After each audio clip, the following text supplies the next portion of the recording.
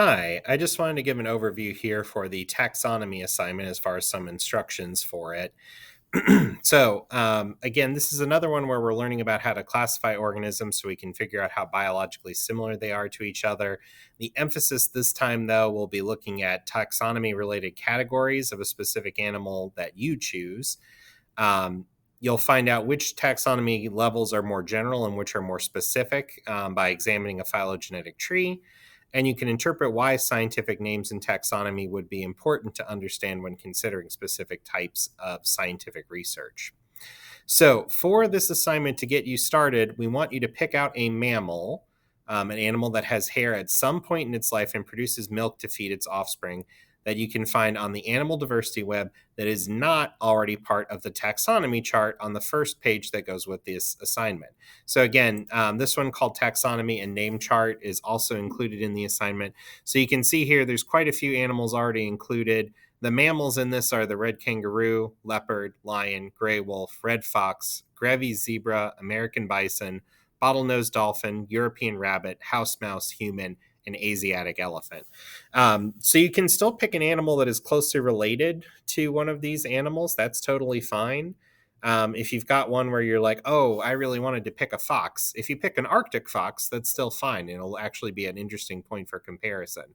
So let's use that as our example here that we want to take a look at. So if I click on the Animal Diversity Web, again, it should pull up this site. And here on the right-hand side where it says search ADW, I can type in Arctic fox.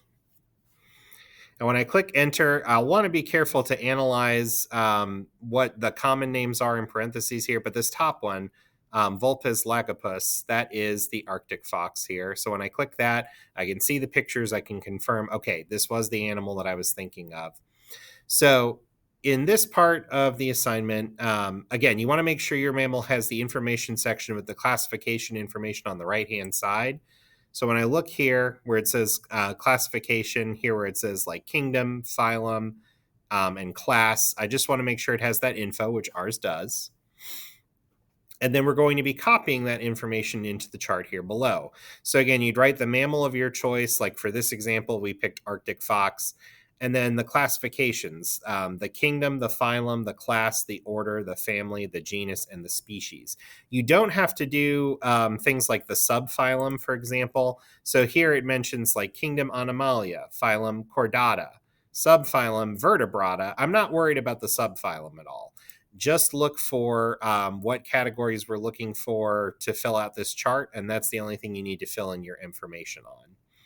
After you fill out the classification information, compare your animal to the animals on the taxonomy chart to fill out how many animals on the chart share each classification category with your mammal. So again, let's say that we were looking at the class for the Arctic fox here. The class is Mammalia, which again, yours will be as well because you should have picked a mammal. So if I'm looking for how many other animals trace back to Mammalia here, I can either do this from the bottom or from the top, but I basically want to figure out how many individual species attach to Mammalia here at the top. I'm going to move my screen here for a second just to make sure this is a little bit clearer.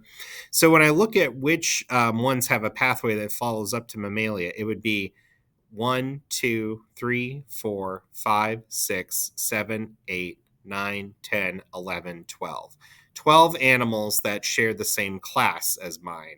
So again, where it says class, I would have written Mammalia for the Arctic fox, and then I would have said, okay, there were that many animals that shared that category with my animal, just to get an impression. So again, just make sure you're tracking those numbers here on the right-hand side. There's two follow-up questions looking at which classification appears to be the most general, has the biggest number of animal species. So again, whichever is the largest number here. And then based on the information you put into the chart above, which is the most specific, has the smallest number of animal species. Now for this one, you may have some that are tied, and that's okay. You can list all of the categories that are tied together, or if you think you kind of can interpret which one would be the most specific out of which ones were tied, that's okay for an answer as well.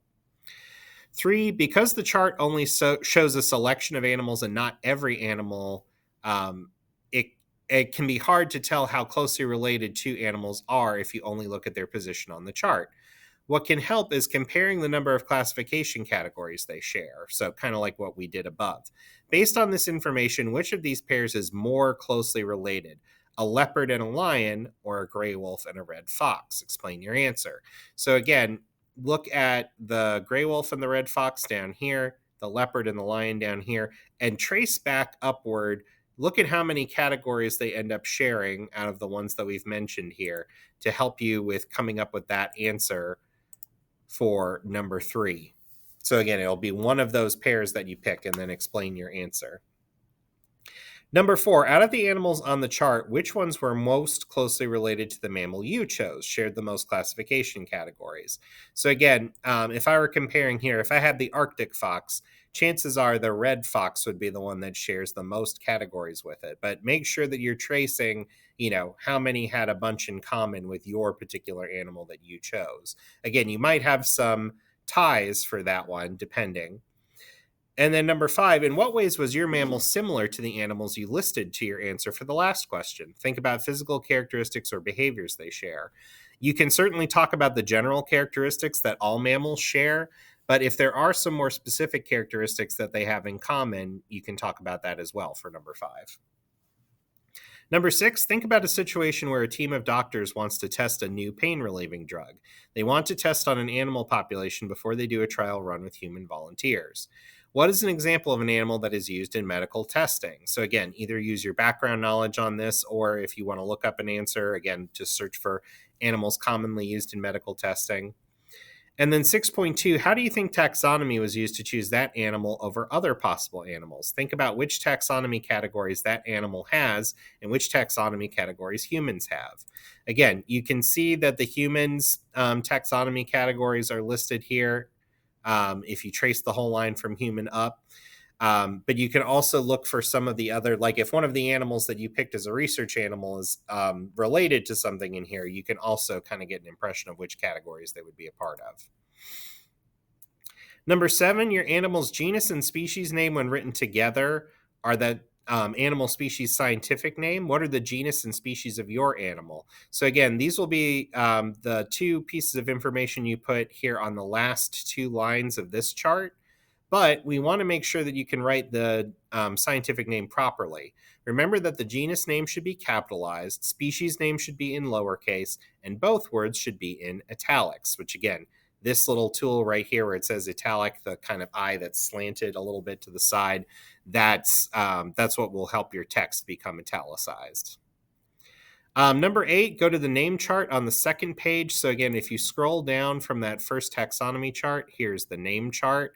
Where we've got the English, Spanish, and scientific names for 4 different example animals, as well as the meanings behind the genus and the species for each one. So what do you notice about the translations of the genus and species parts of the scientific names? Just what are your observations on these translations? Also, what do you notice about 2 animals that have the same genus, like the leopard and the lion, compared to 2 animals that do not have the same genus, like the red kangaroo and the red fox?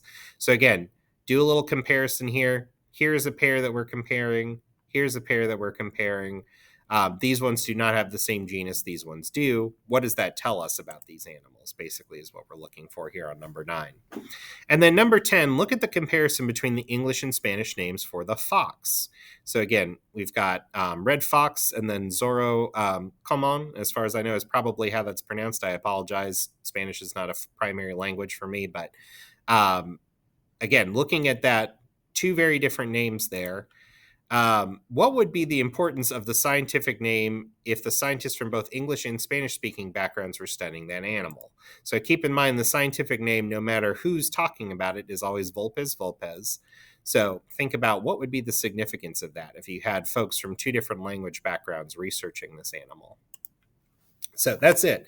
Again, this is kind of a good overview of taxonomy, both in terms of those major categories and scientific names. I hope that you have a little bit of fun, at least kind of researching a particular animal of your choice for this one, getting to compare it to that chart. And I hope that all these resources help get you to the right answers.